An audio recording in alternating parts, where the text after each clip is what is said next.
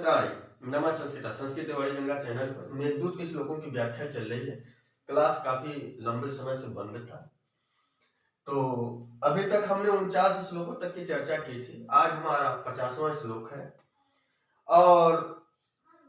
50वां श्लोक और धीरे धीरे हम समाप्ति की तरफ बढ़ रहे हैं। तो आइए आपका समय न लेते हुए, मंदाक्रांता छंद है। हाँ, चैनल पर नए हैं, चैनल को सब्सक्राइब कीजिए, लोगों तक शेयर कीजिए। एक एक श्लोकों की व्याख्या आप तक पहुंच रही है। अच्छा लगे दूसरों को बताइए, उनको जोड़िए। तो आइए हमारे साथ पढ़िए कि तो यादा तुम जलमवनते सारिंगेणो वर्णचोरे तस्याः सिन्धो पृथोमपितं दूरभावात् प्रवाहं प्रेक्षिष्यन्ते गगनगतयो नूनमावर्जरेष्टे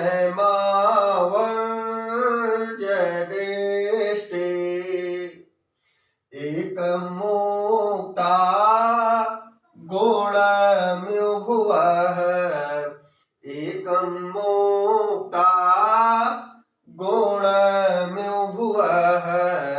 स्थूलमध्येन्द्रिनीलम्।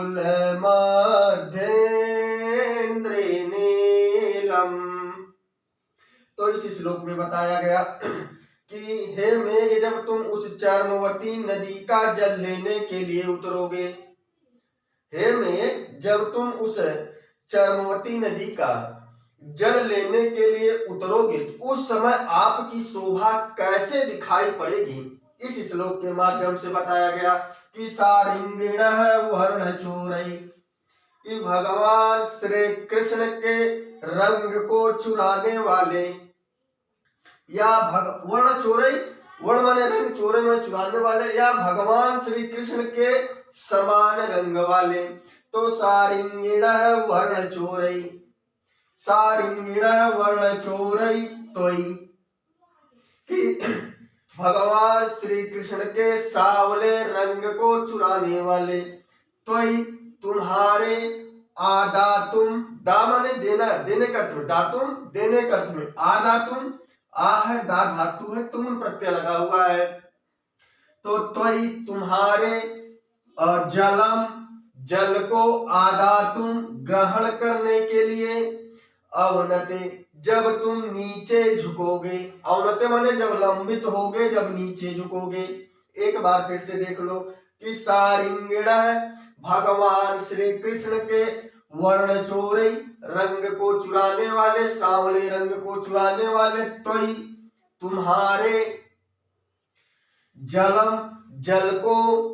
लेने के लिए, तो त्वयि जलम आदातुम ग्रहण करने के लिए, हे मेघ जब तुम अवनते जब तुम नीचे झुकोगे, जब तुम नीचे झुकोगे तो होगा क्या, गगन गतय, अर्थात आकाश मार्ग में विचरण करने वाले, इधर उधर टहलने वाले सिद्ध गंधर्व जो देवकोट की जातियां हैं, वह गगन गतय, इसका बोध क्या हो जाएगा, सिद्ध गंधर्व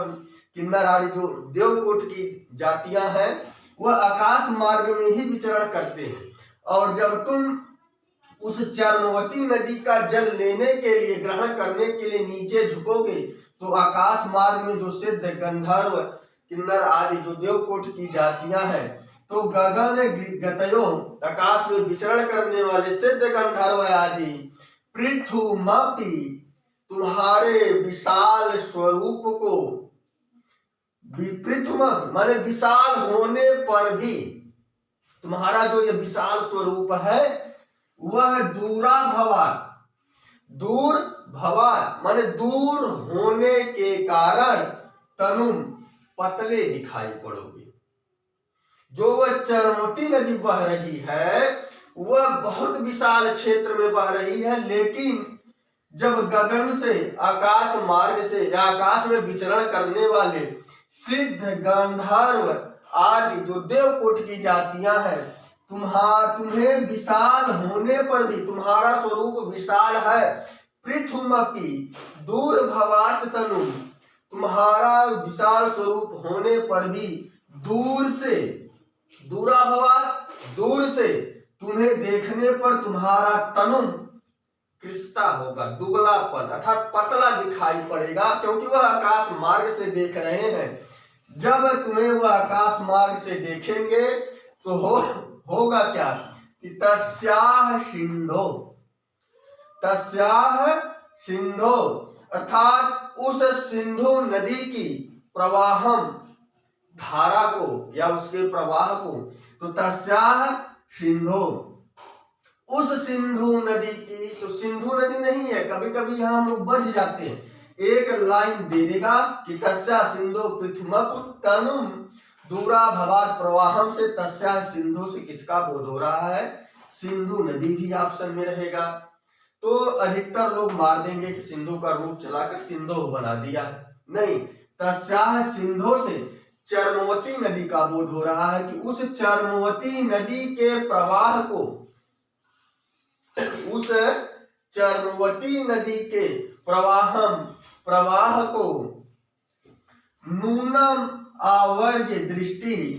अर्थात निश्चित ही दृष्टि ही आवर्ज, एक लगातार नजरों से अटकटकी लगाए हुए प्रेक्षिष्यन्ते तुम्हें देखेंगे। जो वहां के आकाश मार्ग में सिद्ध गंधर्व आदि है, सिद्ध गंधर्व आदि है, जो देवकोट की जातियां हैं या जो देवतागण आकाश मार्ग में विचरण कर रहे हैं, जब वह मेघ चर्मवती नदी का जल लेने के लिए नीचे झुकेगा तो तुम्हारा विशाल स्वरूप होते हुए भी दूर से देखने पर वह उन्हें बहुत पतली दिखाई पड़ेगी, और उस सिंधु नदी, उस सिंधु क्या हो गया कि उस चर्मवती नदी के प्रवाह को देखकर या उस चर्मवती नदी के धारा को निश्चित, नूनम निश्चित के अर्थ में प्रयोग होता है, नूनम आवर्ज दृष्टि, तो नूनम दृष्टि आवर्ज टकटकी लगाए हुए अर्थात लगातार टकटकी लगाए हुए प्रेक्षिष्यन्ते तुम्हें देखेंगे, वह सिंध गंधर्व तुम्हें गंधर्व आदि देखेंगे। और तुम दिखोगे कैसे, वह अंत की लाइन में बताया गया कि एकम मोक्ता गोल में भुवः स्थूल मध्येन्द्र नीलम, ऐसा दिखाई पड़ेगा कि जैसे एकम स्थूल मध्येन्द्र नीलम, जैसे कोई एक माला हो, उस माला के मध्य में जो बड़ा सा लॉकेट होता है, जैसे कोई एक माला होती है, आपने देखा होगा कि ये मोतियों की छोटी छोटी माला होती है और यहाँ पर एक बहुत बड़ा सा लॉकेट होता है, तो वही बता रहा है कि स्थूल मध्य इंद्र नीलम, ऐसा दिखाई पड़ेगा कि स्थूल माने उस मोतियों की माला में मध्य में बीच जैसे इंद्रमणि लगा हो, तथा बीच में जो ये बड़ा वाला भाग होता है वो इंद्रनील मणि की तरह दिखाई पड़ेगा, क्योंकि यह भी इंद्रनील मणि भी सांवले रंग का होता है, श्याम रंग का होता है, और बादल भी श्याम रंग का होता है। तो वही चीज यहाँ बताई गई कि स्थूल मध्येंद्र अर्थात वह जो माला है, उस माला में के मध्य में जैसे इंद्रनील मणि सुशोभित होता है, उसी तरह ये मेघ तुम भी उस सिद्ध गंधर्व आदि के द्वारा उस इंद्रनील मणि की तरह दिखोगे। और दिया है मुक्ता गुणमिव भुवः, अर्थात वह ऐसा लगेगा कि जैसे उस पृथ्वी की जो मोतियों की माला है, तो मोतियों की माला हो गई उस नदी का प्रवाह, ये जो नदी का प्रवाह बह रही है, ऐसा लगेगा कि यह जो चर्मवती नदी है वह मोतियों की माला से उसकी तुलना की गई, और बीच में जो ये इंद्रनील मणि की तुलना की गई कि तुम बीच में इंद्रनील मणि की माला में जो बीच में इंद्रनील मणि लगी रहती है, उस माला की तरह तुम मेघ दिखाई पड़ोगे। तो जो बीच का भाग है वह मेघ है के समान दिखाई पड़ेगा। तो अर्थात इंद्रनील मणि की तुलना मेघ से की गई, और जो नदी चर्मवती नदी की तुलना की गई वह जो है वहां मुक्ता गुण में अर्थात मोतियों की माला से की गई। अब इसका थोड़ा सा संक्षेप में देख ले कि हे मेघ, जब तुम उस चरमोटी नदी का जल लेने के लिए उस नदी के पास झुकोगे या उतरोगे तो सारिंगिण वर्ण चोरई, भगवान श्री कृष्ण का रंग चुराने वाले तथा श्याम रंग के हे मेघ, तोई तुम्हारे, तो तोई का विशेषण है वर्ण चोरई,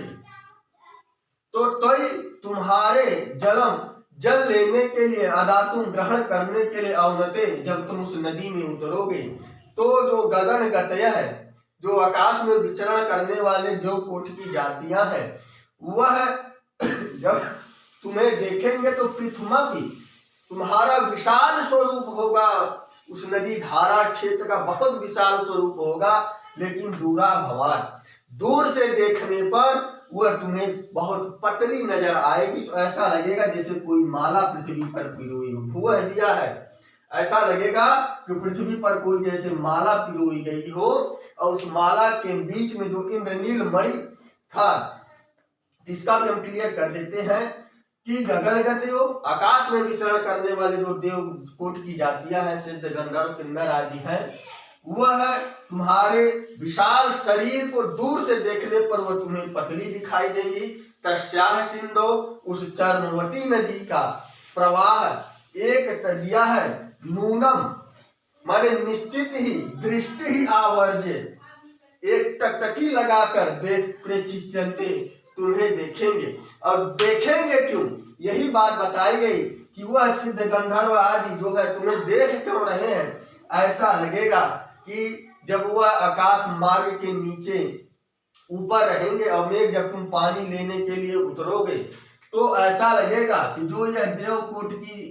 किन्नर जातियां हैं, जब यहाँ से देखेंगी और तुम मेघ यहाँ पानी लेने के लिए उतरे हो, तो यह एक माला की तरह उस नदी का प्रवाह दिखाई पड़ेगा, और तुम्हारा जो यह सांवला रंग होगा यह इंद्रनील मणि की तरह दिखाई पड़ेगा। ऐसा सुंदर दृश्य तुम्हें दिखाई पड़ेगा था। तुम ऐसे प्रदर्शित होगे कि जैसे मोतियों की माला में मोतियां जो पिरोई जाती, उसका महत्व नहीं होता, लेकिन मोतियों की माला में जो बीच का भाग होता है, सबसे ज्यादा ध्यान उसी पर सबका आकर्षित होता है। लॉकेट है, क्या उसमें कढ़ाई की गई है, कैसा फूल बना है, क्या डिजाइन है, इन सब की कोई भी हो,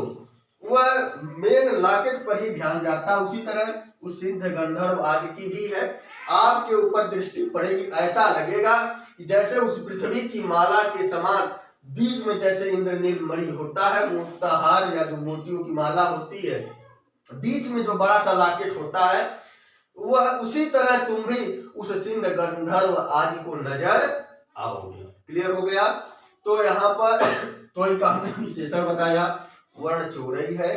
तस्या सिंधो से चरमोती नदी का बोध हो रहा है, क्योंकि तस्या स्त्रीलिंग है और चरमोती नदी भी स्त्रीलिंग है, इसीलिए तस्या शब्द का प्रयोग हुआ। तो तस्या सिंधो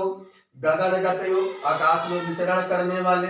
प्रेक्षिष्यन्ते, देखेंगे। तो विचरण करने वाले बहुत सारी जातियां होती हैं देवकोट की, इसीलिए यहाँ बहुवचनांत हो गया।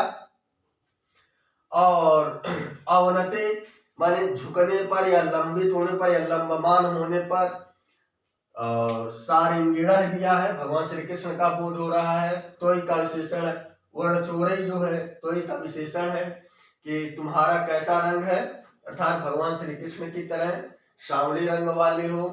और दिया है दूर भवार, पंचमी विभक्ति लगी है कि दूर से दिखाई पड़ने पर या दूर से देखने पर या दूर होने से।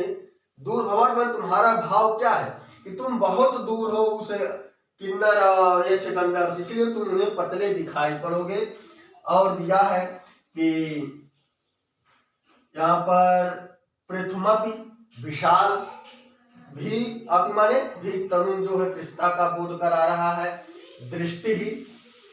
देखना, आवर्ज माने रुक कर, माने जहां पर दृष्टि रुक जाए, माने टकटकी लगाकर, नूनम माने निश्चित, उस जो है चरमोती नदी और मेघ को उतरते हुए तुम एक टकटकी लगाकर देखोगे। और देखोगे क्यों, तो वही दिया गया है कि एकम मुक्ता गुण में ऐसा लगेगा जैसे एक मोतियों की माला में बीच में जो इंद्रनील मणि लगी रहती है, सांवले रंग की इंद्रनील मणि होती है, तो उसी तरह वह देवकोटियां, जो देवकोट की जातियां हैं, वह भी तुम्हें देखेंगे तो इसी तरह तुम भी दिखाई पड़ोगे। क्लियर हो गया? आप कल्पना कर सकते हैं। श्लोक कैसा लगा कमेंट बॉक्स में अवश्य लिखें। तो बस आज के लिए इतना ही। नमः संस्कृताय, शुभ संध्या, शुभ रात्रि।